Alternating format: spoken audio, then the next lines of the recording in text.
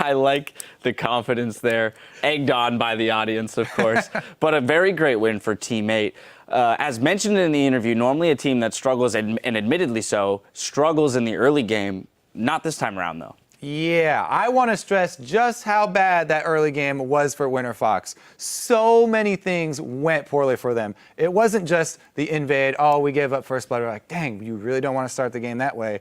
But Pobelter's not an assassin. First blood goes to Slushy. So that's a huge point of power that Winterfox usually rely on. That's not going to be there this game. Then they also do the shenanigans where they start on the weak side. They're lane swapping. They have their junglers start on the side that's away from support and AD carry. And I can't stress this enough. As a jungler on 5.2, my heart broke for Helios in this. I was just like, he is never going to upgrade his machete, and it is going to be terrible, terrible early game for him, and he's on Lee Sin. Right. So right there, you're just like, two huge players for Winterfox are on the bench. They're out of the game for the opening minutes here, and Team A are going to have a really, really strong early game. Then Porpoise pops. He uses his jungle advantage over Helios because he had the easy start and because Maple Street took time out of his busy schedule as an AD carry, not farming the bottom lane instantly and stopping the jungle. Porpoise used that to then pressure mid constantly, and they got kills on Pobelter. It just such a huge snowball from all these things that went wrong for Winterfox really early on. Yeah, and then also Helios went red, not straight to the enemy blue. So Cali Trolls actually had time to walk around, dilly-dally a bit, warded it up before Glebe got a ward in there. So he started with only one buff. Granted, you can get a little bit of experience, but then you talked about the advantages that they had created. They were able to push those. They went and revisited mid, got Pobelter dead again, or dead for the first time, and gave another kill to Slushy, which was really big for them. Because watching this team from Challenger, you think when you see them, you're like, oh, Cali Trolls is their point of power all the time. That's not true.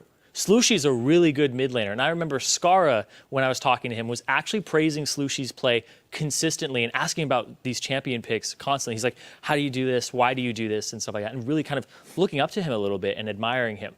Slushy is a very solid mid laner. He has the potential to carry a game if he is allowed to kind of come into that role from the beginning. So I really praise Team 8 here for not falling back into old habits and being like, all right, Cali, we need to focus on you. They're like, no, abandon that strategy, go with what already started us off in the early game and just go with that, push that snowball down the hill.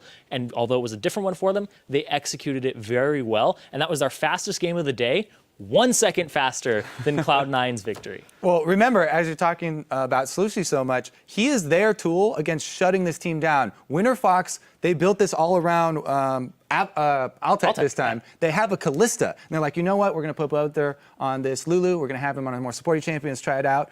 If the key factor of shutting down Altec, Lissandra ulti, is the guy that's getting fed, then everything is going right here for Team 8. Well, so we have to commend Team 8 on playing their early advantages correctly because, as you mentioned, Zyrene, they put a lot of focus into the mid lane after realizing that that's where their power spike was going to come from.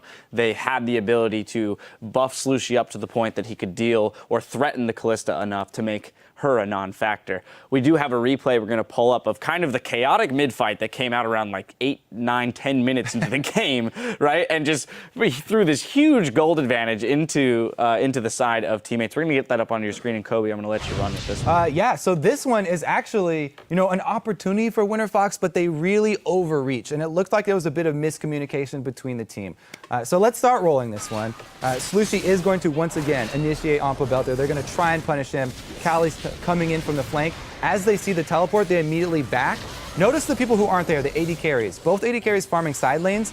They actually, Team 8 decides for Graves to keep farming, but Callista's coming up. Right here, Avalon seems like he's making the solo call because he really wanted to use his Gnar transformation, but he kind of baits in the entire team. They tunneled on taking down Cali, and the entire team, only 4 people coming down for this one, but because they had such good positioning and flanking, and they're able to punish the overextension, and they come out with this huge trade in a 4 versus 5. Graves got full free farm up top and the turret pressure, so they felt the pressure from being behind so much early that it seemed in this point they really were they're like, we need to come back right now, and they overreached a little bit in that mid lane and just dig the grave a little bit deeper. Yeah, and I really can kind of guess as to how the calls were going that game and during that part of it, because Cali Trolls, he will go in and Porpoise Pops needs to follow. So you saw his ultimate used to get into that red side brush so that he was there for the fight. When Cali calls for a fight, you have to follow, and if you're not there, it's pretty much your fault. No, seriously. Well, no, we have in. Again, we have to commend Teammate for the fact that they do play the team fights at a pretty high level, right? And that is one of their strengths. They've diagnosed some of their weaknesses. We've seen what they can do when they do have the early lead. As Porpoise said, it's still up to them, though, to continue to build on their early game, because they're not always going to get first blood in the tri-brush to their mid laner, right? And then also get the jungle denial that they did. And so I think that's kind of the big thing for Teammate, is discovering that. On the side, though, of Winterfox, when we mentioned Pobelter is such a huge playmaker, as well as Helios being the shot caller, it seems like they might have to invest more resources into those two individuals when something like this happens. I think that starting your jungler on the side opposite of your lane swap is just greedy in general. Yeah, it is. It's extremely greedy. And the lane swap against this composition or this team of Teammate was really kind of strange, because then you flip-flopped your power and you left Pobelter in a matchup where he's already down a kill, which was really, really bad for them. And then they couldn't leverage Pobelter's abilities into that game, and Slushy just kind of took it over with Porpoise Pops. All right, well, a relatively explosive win there for Teammate. We do have to take a quick break, but don't touch that mouse, because you're not going to want to miss our 5th match of the day. Team Solo Mid versus Team Impulse. Keep it parked right here. The NA LCS continues after this.